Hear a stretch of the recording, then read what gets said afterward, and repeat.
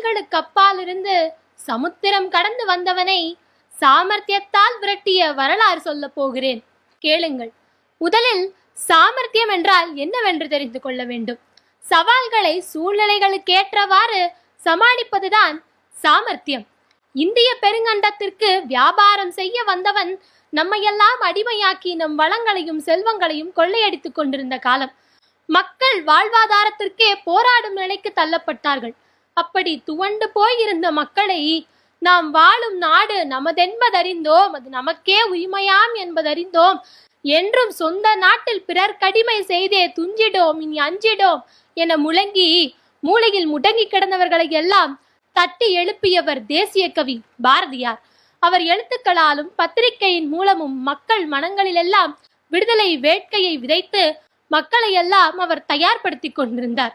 இவர் ஒரு பக்கம் தயார்படுத்த, இன்னொரு பக்கம் ஒருவர் அதுவரை வரலாற்றில் யாரும் செய்யாத ஒரு விஷயத்தை செய்து கொண்டிருந்தார். கப்பலில் வந்து பொருளாதார ரீதியாக அடிமைப்படுத்தியவனை பொருளாதார ரீதியாகவே சந்தித்து கப்பல் கம்பெனி தொடங்கி தொழில் ரீதியாக தாக்கியவர் வ.உ. சிதம்பரம் பிள்ளை. இந்த வரிசையில் சாமர்த்தியத்தை வைத்து இந்திய விடுதலைக்கே வித்திட்ட பெண்மணி ஒருவர் இருக்கிறார். இவரை பற்றி சொல்லுகையில் நான் வள்ளியம்மை என்றவுடன் என் மனதிலும் சாமர்த்திய உணர்வு தோன்றுகிறது. ஏனென்றால் அந்த பெண்மணியே தில்லையாடி வள்ளியம்மைதான். எப்படி என்கிறீர்களா?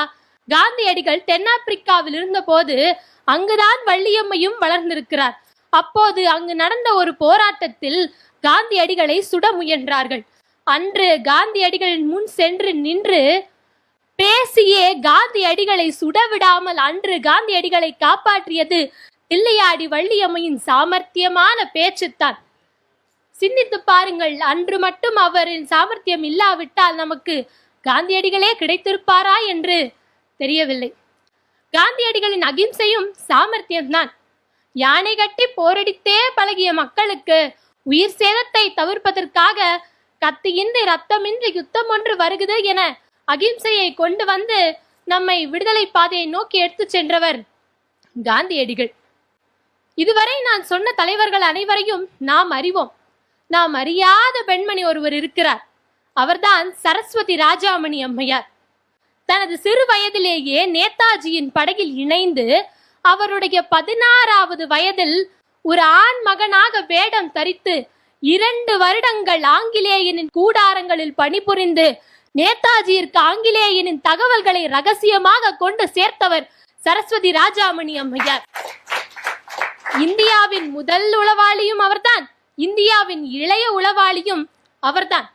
அங்கிருந்து புறப்பட்டு வருகையில் அவர் தோழி அங்கு மாட்டிக்கொள்கிறார். பரவாயில்ல, நீங்க மட்டும் வந்துருங்க அப்படின்னு சொல்லியும் கூட இல்லை இல்லை, என் தோழியும் பத்திரமா கூட்டிக்கிட்டு தான் நான் வருவேன்னு மறுபடியும் கூடாரங்களுக்குள் சென்று ஆங்கிலேயர்களை திசை திருப்பி தன் தோழியையும் உயிரோடு மீட்டு கொண்டு பத்திரமாக தன் தாய் நாட்டிற்கு உளவாற்றிய பெருமையோடு நேதாஜியின் படகை மீண்டும் வந்தடைந்தார்.